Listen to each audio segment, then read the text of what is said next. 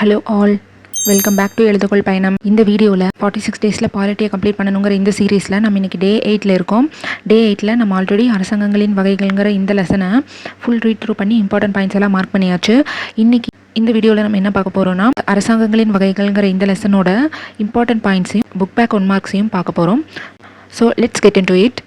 First பாயிண்ட்டாக நம்ம என்ன பார்க்க போகிறோன்னா, அரசாங்க ஆட்சி முறையோட வகைகளை பார்க்க போகிறோம். அவை என்னென்னா, ஒற்றை ஆட்சி முறை, கூட்டாட்சி ஆட்சி முறை, நாடாளுமன்ற ஆட்சி முறை மற்றும் ஜனாதிபதி ஆட்சி முறையாக 4 வகையில் இது வகைப்படுத்தப்பட்டிருக்கு. அரசின் உறுப்புகள் என்னென்னா, சட்டமன்றம், நிர்வாகம் மற்றும் நீதித்துறை. இது மூன்றுமே அரசோட உறுப்புகளாக கருதப்படுது. அரசு என்பது என்னன்னா, பொதுமக்கள் சார்ந்த பெரு நிறுவனங்கள், மதம் சார்ந்த கல்வி மற்றும் பிற குழுக்களுக்கு சட்டங்கள் இயற்றி அவற்றை நடைமுறைப்படுத்தும் அதிகாரம் படைத்த ஒரு அமைப்பா அரசை நம்ம சொல்றோம். மிகவும் பழமையான அரசாங்கம் எதுனா, ஐக்கிய பேரரசு காணப்பட்ட முடியாட்சி அமைப்பே மிகவும் பழமையான அரசாங்கம் ஆகும். முடியாட்சியில் அரசரோ அல்லது மகாராணியோ அரசாங்கத்தின் தலைவராக இருப்பாங்க. ஆங்கில முடியாட்சி என்பது அரசியலமைப்புக்கு உட்பட்ட முடியாட்சி ஆகும். அதாவது அரசின் தலைமையாகவே இருந்தாலும் சட்டமியற்றும் வல்லமை தேர்ந்தெடுக்கப்பட்ட நாடாளுமன்றத்திடமே இருக்கும். அரசியலமைப்போட வகைகள் என்னென்னா, எழுதப்பட்ட அல்லது எழுதப்படாத அரசியலமைப்புன்னும், நெகிழும் தன்மையுடைய அல்லது நெகிழும் தன்மையற்ற அரசியலமைப்புன்னும் 2 வகையாக சொல்கிறோம். ஒற்றை ஆட்சி முறைன்னு என்னென்னு பார்க்க போகிறோம். ஒற்றை ஆட்சி முறைங்கிறது இறையாண்மை மிக்க ஒரு அரசே ஒரு நிறுவனமாக இருந்து ஆட்சி செய்வது தான் ஒற்றை ஆட்சி முறைன்னு சொல்கிறோம். இதில் மத்திய அரசு அதிகாரம் மிக்கதாக இருக்கும். இது எந்தெந்த நாட்டில் பின்பற்றப்படுதுன்னா, இங்கிலாந்து, பிரான்ஸ், ஜப்பான் மற்றும் இலங்கை, இந்த நாடுகள்லாம் ஒற்றை ஆட்சி முறை பின்பற்றப்படுது. அரசு என்னும் பதம் எங்கிருந்து வந்ததுன்னா, பழைய பிரெஞ்சு வார்த்தையான கவர்னர் என்பதிலிருந்தும், இயக்கு, ஆட்சி செய், வழிநடத்து, ஆள் என்று பொருள் தரும் லத்தீன் வார்த்தையான குபர்னர் என்பதிலிருந்தும் பெறப்பட்டது தான் இந்த அரசு என்னும் வார்த்தை. அடுத்ததா, ஒற்றையாட்சி முறை அரசமைப்பிலும் அதிகார பரவலாக்கம் இருக்கக்கூடும். ஆனாலும் அதனை கூட்டாட்சி முறை என கொள்ளலாகாது. கூட்டாட்சி முறைன்னு என்னன்னு பார்க்க போறோம். கூட்டாட்சி முறையில தேசிய அரசுக்கும் பிராந்திய அரசுக்கும் இடையில் இருக்கும் உறவின் அடிப்படையிலேயே ஒற்றை ஆட்சி முறை என்றும் கூட்டாட்சி முறை என்றும் அரசு வகைப்படுத்தப்படுகிறது. அரசியலமைப்பு சட்டத்தின்படி தேசிய அரசும் பிராந்திய அரசுகளுக்கும் தங்களது அதிகாரங்களை பகிர்ந்து அவரவர் எல்லைக்கு உட்பட்டு சுதந்திரமாக செயல்படுவது தான் கூட்டாட்சி முறை ஆட்சின்னு சொல்கிறோம். இது எந்தெந்த நாடுகள் பின்பற்றுதுன்னா, ஐக்கிய அமெரிக்க நாடுகள், Switzerland, Australia, Canada, Russia, Brazil, Argentina, இங்கெல்லாம் கூட்டாட்சி அரசாங்க முறை பின்பற்றப்படுது. இது கூட்டாட்சி முறையில் தேசிய அரசை மைய அரசு அல்லது மத்திய அரசுன்னும், பிராந்திய அரசை மாநில அரசு அல்லது மாகாண அரசுன்னு சொல்கிறோம். ஒற்றையாட்சி முறைக்கும் கூட்டாட்சி முறைக்கும் உள்ள வேறுபாடுகள் என்னென்னா, ஒற்றையாட்சி முறையில் ஒரே ஒரு அரசு அல்லது துணைக்குழுக்கள் இருக்கும். கூட்டாட்சி முறையில் 2 நிலையில் அரசாங்கம் இருக்கும். ஒற்றையாட்சி முறையில் பெரும்பாலும் ஒரே குடியுரிமை தான் இருக்கும். கூட்டாட்சி முறையில் இரட்டை குடியுரிமை இருக்கும். ஒற்றையாட்சி முறையில் துணைக்குழுக்கள் தன்னிச்சையாக செயல்பட இயலாது. ஆனால் கூட்டாட்சி முறையில் கூட்டாட்சியின் குழுக்கள் மத்திய அரசுக்கு உட்பட்டவையாக இருக்கும்.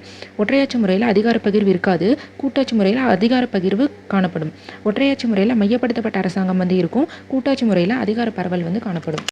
அடுத்தது, இந்திய அரசியலமைப்பில் கூட்டாட்சி முறையின் அம்சங்களாக எதை சொல்கிறோன்னா, இரட்டை அரசாங்கம், எழுதப்பட்ட அரசியலமைப்பு, அதிகார பகிர்வு, அரசியல் அமைப்பின் உயர் அதிகாரம், நாட்டின் உச்சபட்ச சட்டமாக அரசியலமைப்பு சட்டம் விளங்குகிறது.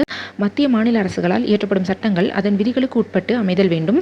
நெகிழும் தன்மையற்ற அரசியல் அமைப்பு, சுதந்திரமான நீதித்துறை, 2 அவை ஆட்சி, இதெல்லாமே இந்திய அரசியலமைப்பின் கூட்டாட்சி முறையின் அம்சங்களாக கருதப்படுது. அடுத்தது, நாடாளுமன்ற ஆட்சி முறைன்னு என்னன்னு பார்க்கலாம். நவீன மக்களாட்சி முறைகளை நாடாளுமன்ற ஆட்சி முறை, அதிபர் மக்களாட்சி முறை என 2 வகைகளாக பிரிக்கலாம். நாடாளுமன்ற ஆட்சி முறையில் சட்டமன்றத்தில் கொள்கைகள் மற்றும் செயல்களுக்கு நிர்வாகத்துறை பொறுப்பேற்கிறது.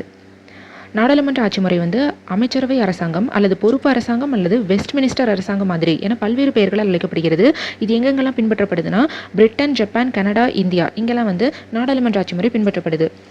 நாடுகள் மற்றும் நாடாளுமன்றங்களின் பெயர்கள் கொடுத்துருக்காங்க.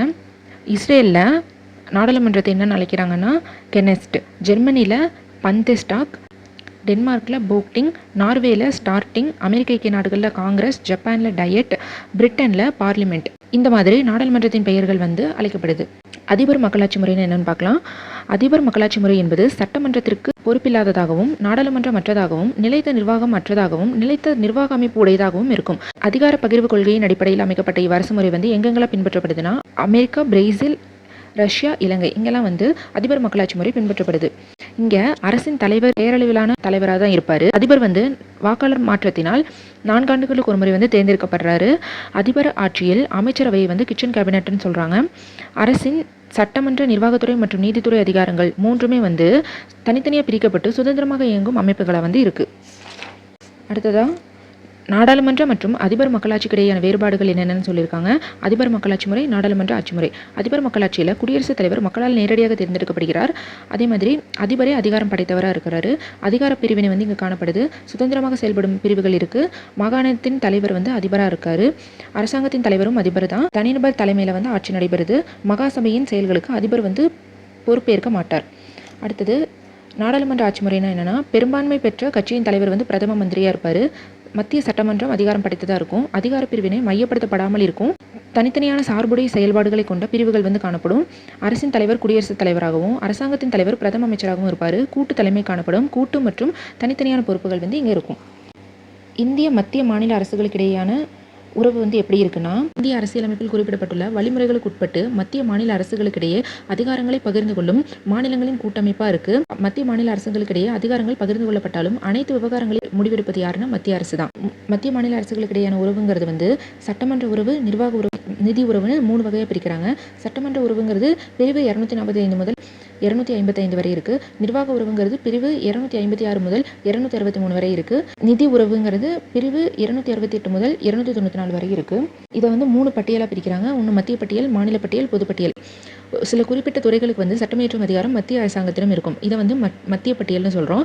மத்திய அரசின் அதிகாரத்தில் இருப்பது மத்திய பட்டியல், மாநில அரசின் அதிகாரத்தில் இருப்பது மாநில பட்டியல். மத்திய அரசு, மாநில அரசு ரெண்டுமே சட்டமியற்றும் அதிகாரம் பெற்றுள்ளதை வந்து பொதுப்பட்டியல்னு சொல்கிறோம். மத்திய பட்டியலில் மொத்தம் 100 துறைகள் இருக்கும். அது என்னென்னா, வெளியுறவுத்துறை, பாதுகாப்பு, ஆயுதப்படை, தொலைத்தொடர்பு, தபால் மற்றும் தந்தி, மாநிலங்களுக்கு இடையேயான வியாபாரம் மற்றும் வணிகம். இதெல்லாமே வந்து மத்திய பட்டியலில் அடங்கியுள்ளது. மாநில பட்டியலில் 61 துறைகள் இருக்கும்.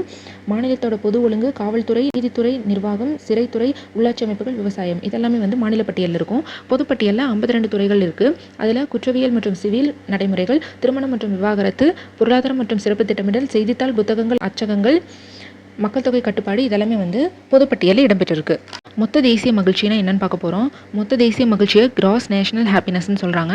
இது வந்து ஒரு குறிப்பிட்ட நாட்டில் உள்ள மொத்த மகிழ்ச்சி குறிக்கும் ஒரு குறியீடாக இருக்குது. இதை வந்து பூட்டானில் தான் வந்து ஃபஸ்ட்டு கொண்டு வந்தாங்க. பூட்டான் அரசின் அரசமைப்பில் இடம்பெற்றுள்ள இக்கருத்து வந்து ஜூலை 18, 2008 நடைமுறைப்படுத்தப்பட்டது. மொத்த தேசிய மகிழ்ச்சி என்னும் பதத்தை வந்து பூட்டானில் இருக்க 4ஆம் அரசரான ஜிக்மே சிங்கே வாங்சுக் இவரால் 1970 வந்து உருவாக்கப்பட்டது. மொத்த தேசிய மகிழ்ச்சியை எப்படி கணக்கிடுறாங்கன்னா, நிலையான மற்றும் சமமான சமூக பொருளாதார வளர்ச்சி, சுற்றுச்சூழல் பாதுகாப்பு மற்றும் ஊக்குவிப்பு, பண்பாடு மற்றும் நல்ல ஆட்சி, இதை கொண்டு மொத்த தேசிய மகிழ்ச்சியை வந்து அவங்க கணக்கிடுறாங்க. அரசாங்கம்னு என்னென்னா, அரசின் செயல்பாடுகளை செயல்படுத்தும் அமைப்பு தான் அரசாங்கம்னு சொல்கிறோம். சட்டமன்றம், நிர்வாகம், நீதித்துறை இதெல்லாம் வந்து அரசாங்கத்தின் உறுப்புகளாக கருதப்படுது. ஒற்றையாட்சி முறை, கூட்டாட்சி முறை, நாடாளுமன்ற ஆட்சி முறை மற்றும் அதிபர் ஆட்சி முறை இதெல்லாமே வந்து அரசாங்க அமைப்புகளாக கருதப்படுது. இந்தியாவில் நாடாளுமன்ற ஆட்சி முறை தான் வந்து நடைமுறைப்படுத்தப்படுகிறது. முடிவெடுத்தல் மற்றும் அவற்றை நடைமுறைப்படுத்தும் செயல்முறையை வந்து ஆட்சி அப்படின்னு வந்து சொல்கிறோம். இந்த லெசனோட இம்பார்ட்டன்ட் பாயிண்ட்ஸ் எல்லாம் நம்ம வந்து பார்த்தாச்சு. நெக்ஸ்ட்டு இந்த லெசனோட புக் பேக் ஒன் மார்க்ஸாக பார்க்கலாம். எந்தெந்த நாடுகளெல்லாம் ஒற்றை ஆட்சி முறைக்கான உதாரணங்கள் அப்படின்னு கேட்டிருக்காங்க.